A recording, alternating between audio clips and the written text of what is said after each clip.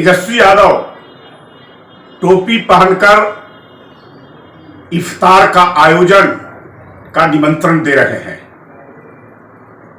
सत्ता की बेचैनी है। तेजस्वी यादव कुछ भी कर सकते हैं।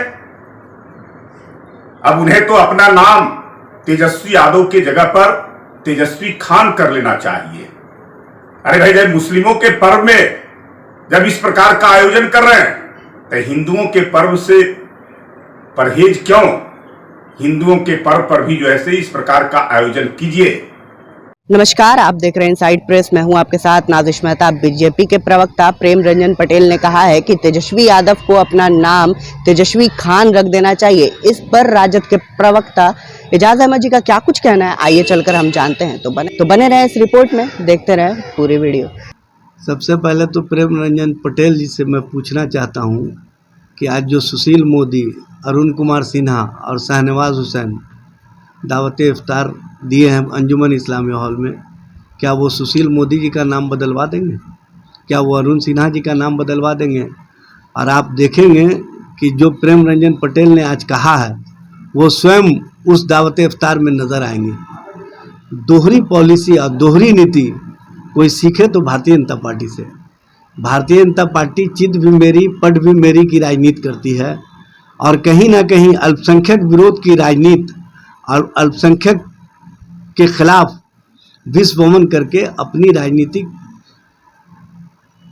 वोट बैंक को इकट्ठा करने का एक साधन मानती है। तेजस्वी जी या राष्ट्रीय जनता दल या लालू जी लगातार बिहार में दावत इफ्तार का एहतमाम करते रहे हैं और दावत इफ्तार एक संस्कृति है जो भारत का गंगा जमुनी तहजीब है, जो भारत में एकता और अखंडता का मिसाल है, उसको मजबूती करने का एक पैगाम है। और जो भाईचारगी, जो मोहब्बत और जो पाकीज़गी इस दावत इफ्तार से निकलता है वो पूरे मुल्क के सतह तक जाता है और इससे भारत का जो अनेकता में एकता का मिसाल पूरे दुनिया में दिया जाता है वो और मजबूत होता है। और उस मजबूती से अगर किसी को डर लगता है तो वो भारतीय जनता पार्टी है, क्योंकि भारतीय जनता पार्टी मोहब्बत को पसंद नहीं करती है, वो नफ़रत को पसंद करती है। और जो नफ़रत को पसंद करने वाले लोग हैं वो ऐसी ही भाषा का इस्तेमाल करते हैं। अच्छा, ये कैसी राजनीति हो रही? मुद्दे पे कोई चर्चा नहीं, लेकिन अगर तेजस्वी यादव टोपी पहने हुए नजर आते हैं, दावत इफ्तार की पार्टी देते हैं, तो उस पर नाम बदलने की बात कही जा रही है। कैसी राजनीति रहेगी? देखिए, कोई इसमें राजनीति नहीं है, सिर्फ और सिर्फ उनका एजेंडा है।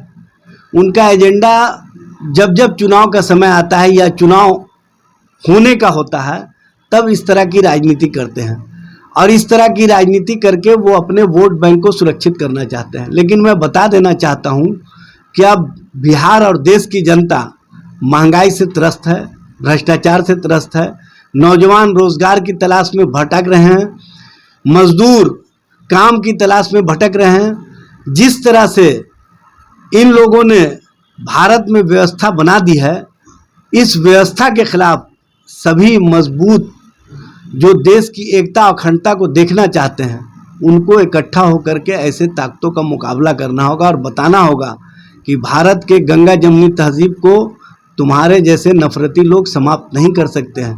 भारत की एकता और अखंडता की तहजीब को जो हिंदू मुस्लिम करने वाले लोग हैं वो समाप्त नहीं कर सकते हैं। उनकी राजनीति सिर्फ मुट्ठी भर लोगों की है और यहाँ पर देश के 95% लोग चाहते हैं कि देश में मोहब्बत की राजनीति बढ़े, मोहब्बत से लोगों का दिल जीत करके भारत को मजबूत किया जाए। इसी से भारत की एकता का मिसाल पूरे दुनिया में जाता है और इसको कायम रखने के लिए सभी अमन पसंद लोगों को आगे आकर के भारतीय जनता पार्टी के इस एजेंडा वाली नीतियों के खिलाफ विरोध करना होगा।